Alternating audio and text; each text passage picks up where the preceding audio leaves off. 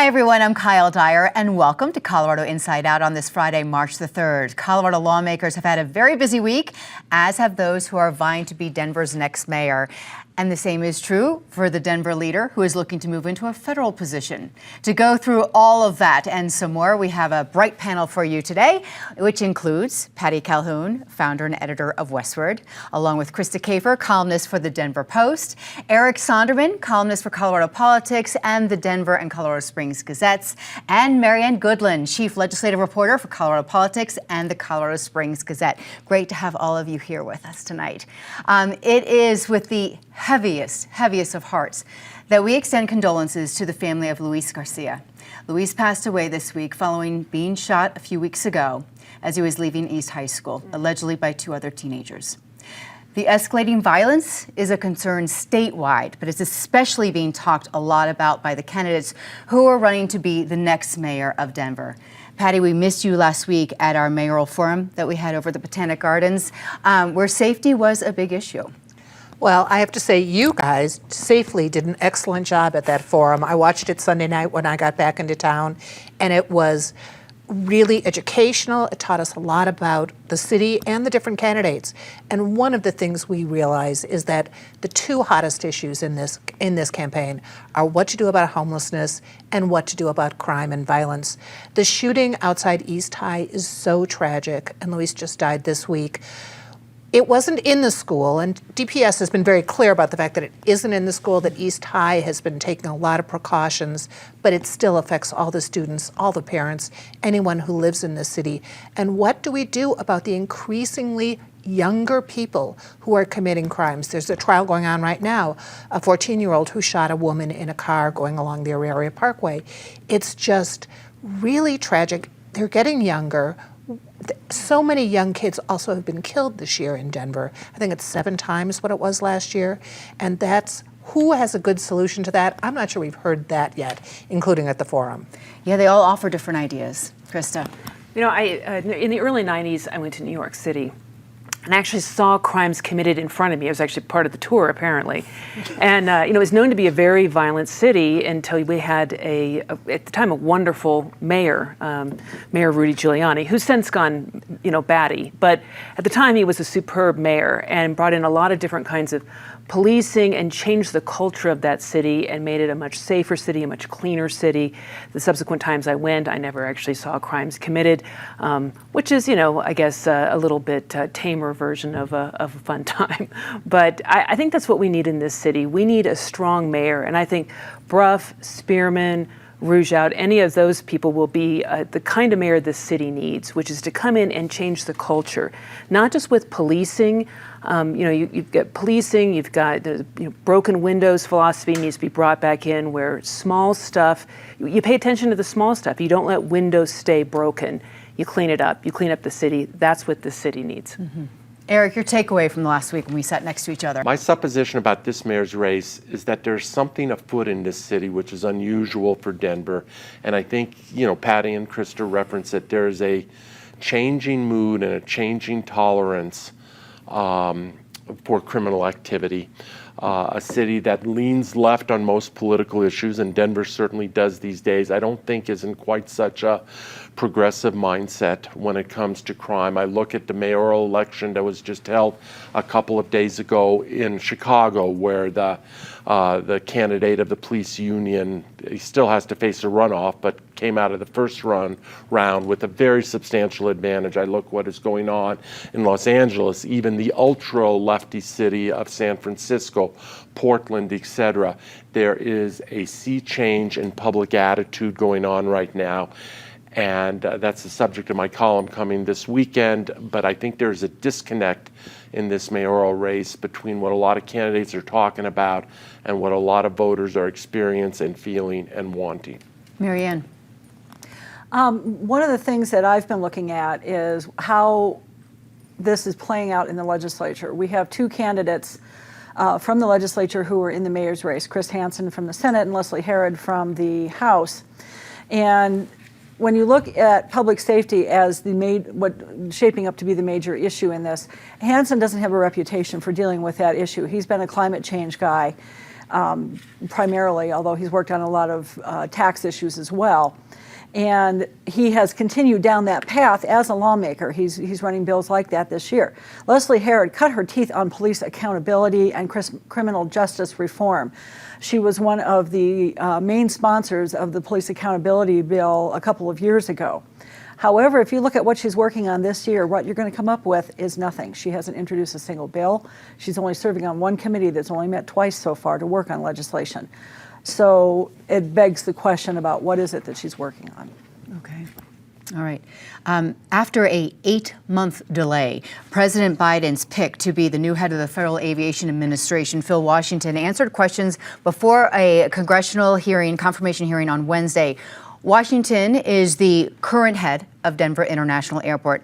And Krista, his boss, Mayor Michael Hancock, was right behind him at the hearing. I bet it was nice to have the support. In many ways, Phil Washington is a very strong candidate. Having run RTD, he's got an experience with bureaucracies, and he's had some experience with a big airport. And by big, it's the third largest in terms of traffic in the world. It's a big airport.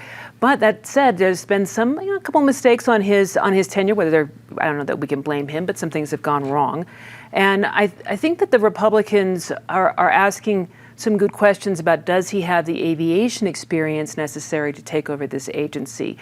That said, as I looked at the kind of back and forth between Democrats and Republicans over a very respectable candidate for this job, I couldn't help but think that there must be something else going on here, that perhaps Republicans are using this instant to get something that they want from the Biden administration, because Phil Washington is a good candidate. The issues that they've raised are good issues, but my guess is that this is about something a little bit bigger, and there's some bargaining going on behind the scenes that we're not aware of. Yes, Senator Ted Cruz, Eric, from Texas, was the one that really kind of went after Phil Washington.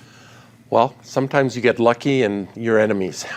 Just as Joe Biden prospered in the State of the Union speech by having, the Lauren Boeberts and particularly the Marjorie Taylor Greenes and others heckling him, if Phil Washington has to pick an antagonist, I suspect he would be okay with having Ted Cruz be that antagonist.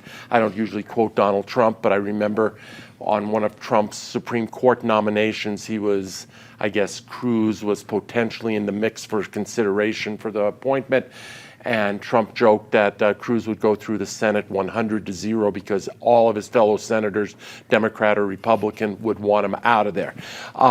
So he's not the most popular senator among his colleagues.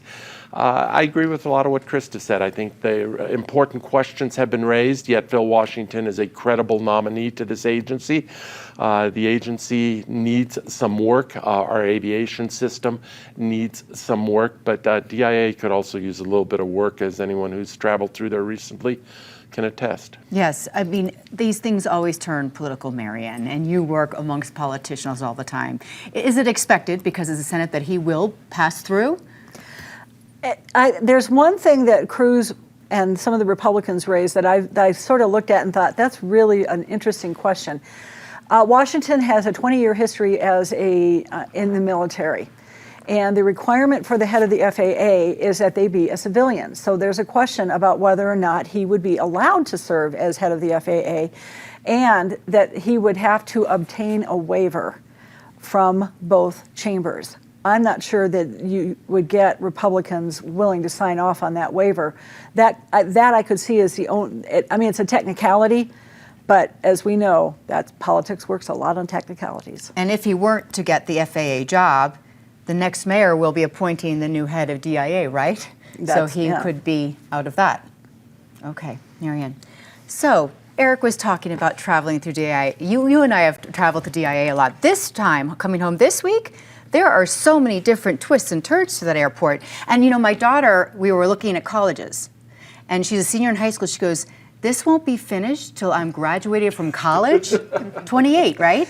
Well, we've all gotten an education in just how long it can take to do a huge public works project, especially when it goes the wrong direction in the beginning. But I have to give Phil Washington credit for coming in. He wasn't an aviation expert when we hired him at DIA either. He came from buses in the military. And he has managed to get DIA back on track, whether it's him or the fact that he can hire the right people. And that's something we've got to put in perspective. He doesn't have to know how to fly a plane, which Ted Cruz grabbed the barf bag was asking about. You just need to know you can hire the right people. So I think Phil Washington has done a pretty good job at DIA. If he would do probably just as good a job at the FAA if he withstands the military man problem. And also he's got a couple strange little lawsuits out there, but who doesn't? Who doesn't? Okay. You win a gold star for today, Patty. Denver-based company Dominion Voting Systems made big headlines this week and released some court filings as part of its $1.6 billion defamation lawsuit against Fox News Channel. Eric, this week's revelations are really getting harder for Fox to ignore. Well, I did not know barf bag was going to become the theme of the show, but I can probably bring it into this one either. I think Fox's behavior going back to the election, the 2020 election, is just reprehensible. It is one thing to be a purveyor of fake news and false news. It is another thing to do it fully knowing that it is false.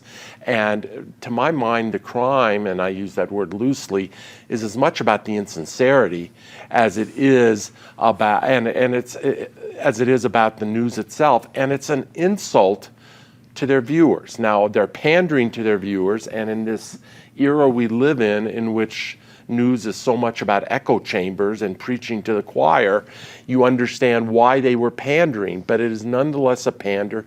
It is a disservice of the highest proportions. The test that Dominion has to pass, I'm not a lawyer, but the legal test that they have to pass of proving malice is a high bar. But it strikes me they're coming pretty darn close to that bar, and I hope they clear it, and I hope Fox pays through the nose. So much for fair and balanced. $0.6 billion, too. This is a huge suit, Marianne. It is, and the thing that's interesting about this is that this would be a precedent-setting example of malice and defamation. A lot of the legal opinions that I'm seeing, every time there's another release of all these different these facts coming out with regard to Fox's behavior, you see another batch and then growing batch of attorneys who are saying, this looks like Dominion might have this one. They might be able to do something that almost nobody has been able to do, maybe going back to New York Times v. Sullivan, which is to prove that there was malice. And on that, and I want to pivot off of that a little bit, down in Florida, a state lawmaker has introduced legislation to allow Florida to challenge New York Times v. Sullivan, stripping journalists of their First Amendment protections, such as keeping sources confidential, which I tell you will strike fear into the heart of every journalist operating in that state. I hadn't heard that. Yeah.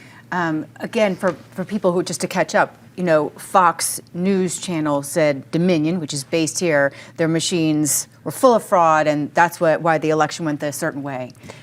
Right, and that started shortly after the election in November. So Dominion used to be based in the old spaghetti factory building in Lodo. They had to move out because of the threats that came. They were moving out really within a month of that election because Fox News and others were beating the drum saying there had been election fraud that had been allowed, if not orchestrated, by Dominion, which is a major provider of voting systems around the country. But as you look through the depositions now, and you can find them online on the Dominion site, the motion for summary judgment that was filed last week, or in February, you have Fox News people admitting they knew that Sidney Powell was lying, that Rudy Giuliani was lying, that their accusations were not true, and they still put them on the air and let them repeat them. And Rupert Murdoch, in a deposition, admitted that he could have pulled those people off, but he didn't. And that's what's raising it to a new level. They knew it was false, and yet they still repeated it. And Dominion really suffered. The employees have truly suffered. And Fox is not reporting on this. I saw their media critic says, I'm not allowed to, which perhaps is illegal. They can't. But we're not hearing anything. He at least was allowed to say, I can't report on it, and I disagree with that. But still, it's a precedent-setting case in so many ways. And journalists work hard. We don't need the people from Fox knowingly putting on falsehoods because we try to get everything right. And when we don't, we retract, we correct. Right. I couldn't agree more. And, I love this Dominion lawsuit because it's like a wrecking ball through all of this BS. People who repeatedly said false things over and over again, and that's libelous. You cannot do that. You cannot repeatedly say or repeatedly suggest something that is not true. And it is not a victimless crime. The people who've worked at Dominion itself has suffered. Whether it's death threats or all kinds of things that they've suffered, and it's definitely time to pay up. I think what Fox did is particularly egregious. Maybe I could call it barf-worthy. Is that they very cynically knew that it was false what these people were saying, and are kind of emailing each other back and forth of like, yeah, this person's a total nut job, but we're putting him on anyway because we want to save our brand. Well, what you did is you took your brand, which is, Fox is what it is, CNN, MSNBC, they are what they are. They're all three a little tabloidy. But what they did is they ultimately destroyed the reputation, and Fox will have to rebuild that now because of this lawsuit. So kudos to Dominion, knock this stuff out. Mm-hmm. Marianne, this week you wrote several articles about affordability of homes and what people are trying to do to make them more affordable. The one story that I've been focused on mostly this week is what's going on in Erie. They are building a 1,200-acre development up there that's a public-private partnership, multimodal transportation. They would like to see a new I-25 interchange up there.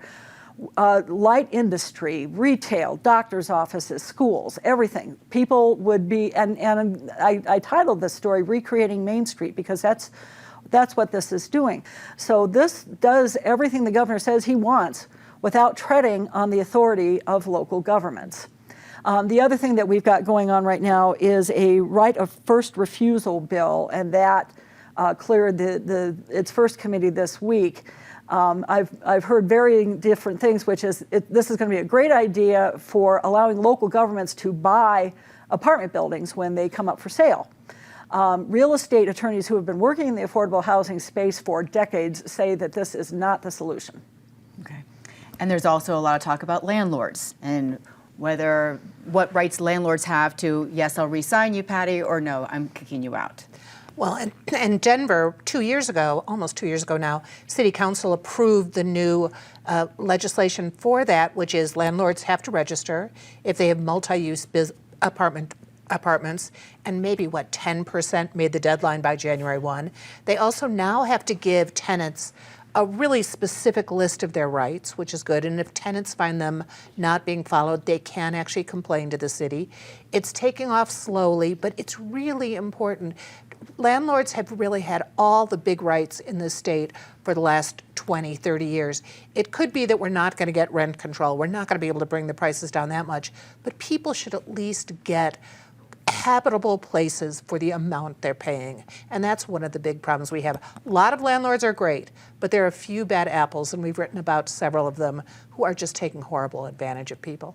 Krista, which things do you think will be passed in terms of affordability in the legislature this session? Well, I think a number of these bills are just bad bills. They're actually going to make things less affordable.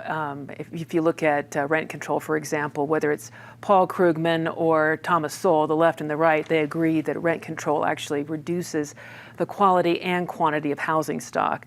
So I have deep concerns about those. And as far as there's also a medical bill that would allow if you have medical debt, it would not show up in your consumer report. And I get the impetus behind this. I've had medical debt myself. My experience is that most medical providers will put you on a payment plan, but I know other people are very struggling to pay things back, and to have that seen in their credit report is frustrating. On the other hand, critics are saying, hey, we need to know if somebody is financially unstable before we before we loan them money. I get affordability. There are things, you want to make things a little bit affordable, lower our taxes, give us a little more money in our pockets so that we can spend money on the things that we need. Eric? I'm going to pick up largely on where Krista was. There's no doubt affordability is the issue. I guess you could say the same about crime and homelessness, but affordability is at the very top of the issues, and Governor Polis and others have certainly highlighted it and have had taken some positive steps in that direction, and we'll hope the legislature takes a few positive steps. I agree with Krista on this medical debt bill. I get the issue, and I get how medical debt can be catastrophic to some and completely overwhelming. And it shouldn't necessarily saddle them or their reputation for the rest of their life. But the flip side of that is somebody's going to have to pay those bills. And, does that just result in higher insurance rates for other people when insurance rates are plenty high, or those without insurance but are self-pays? Somebody is always going to pay. There is no free lunch. If anyone can identify the free lunch in this society, they are beyond me. Mm-hmm. All right, thank you. Now it is time to kick off our lightning round with our panelists talking about the good and the bad that transpired during this week. Let's start off with the bad, or how this panel sometimes refers to as the disgrace of the week. Well, talk about affordability. Gas in Colorado right now. So bad. Everyone's always wondered what Suncor does. I think now we know. But why the state doesn't do a better job of monitoring Suncor to be sure it's not emitting noxious fumes, it's not making people sick, and it's producing gas. Let's see what it takes to get it back online and put a few pennies back in our pockets. Mm-hmm. Aren't we the 5th most expensive state right now for gasoline? Because that's the only place you get it here. Yep. I'm going to give my hat tip, if you want to call it disgrace of the week, to the crazy lefties, pounding the podium outside of the Supreme Court building. Supreme Court was hearing the case of the unconstitutional loan transfer program, whereby Biden wants to take the loans that people have taken out for their education and used for their education and transfer those to the taxpayer. And there are obviously some people who weren't too happy about that, and they were a little nutty on the day of those arguments. Well, I think disgrace might be a little strong for this, but it's certainly a negative, and people know better in my book. At the forum a week ago at Botanic Gardens, Kyle, that you and Elena Alvarez and I did, I asked a direct question, a yes-no question to all 10 candidates of whether they were taking money, campaign contribution money from West Side Investment Partners or any other affiliates, officers, et cetera, who are the developers behind the Park Hill Golf Course property. All hands stayed down. Not a single person acknowledged it. As Kyle Harris and Denverite has since pointed out, Mike Johnston has taken such money. Chris Hansen has taken such money. Debbie Ortega has taken such money, and Debbie Ortega also has a record in the past of taking money from West Side. These people know where they're getting their money, and they know better, and let's own up to it. Okay. Marianne. On Thursday, and we're now in the Women's History Month, the Colorado legislature had a resolution ostensibly to recognize the 100th anniversary of the Equal Rights Amendment. And it turned into a big fight in the House with the far right of the House Republican caucus going on about a whole lot of different things, some of which had nothing to do with the Equal Rights Amendment, but most notably what Democrats called very transphobic language that they wanted to insert into this resolution. Those things did not succeed, although most of the Republicans did vote for them. But in the end, 7 Republicans voted for the clean version of the resolution, including the House Minority Leader. It was a very strange morning in the House. Okay. Now let's talk about some good. Something that was really excellent this week. Well, at stroke of midnight on Tuesday, the Fair Election Fund was cut off.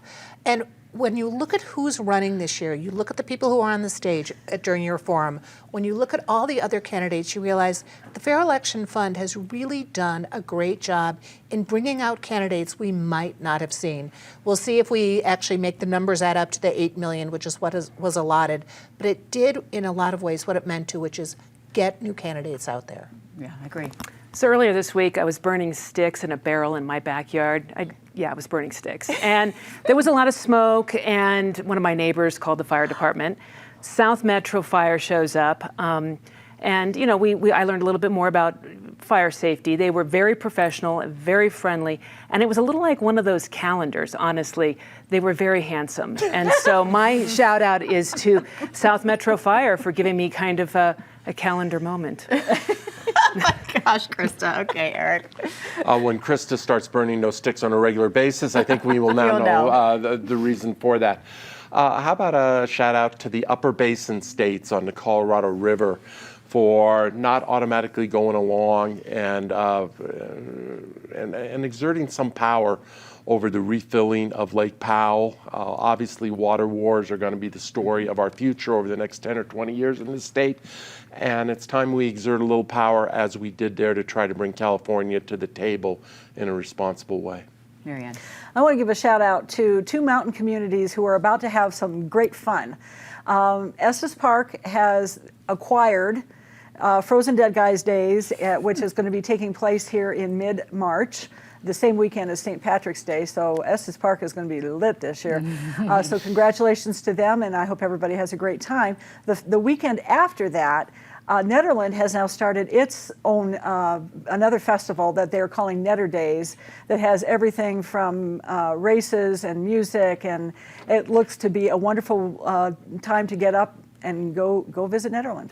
I love Netherlands. All right, thanks you all. Thanks for joining us tonight.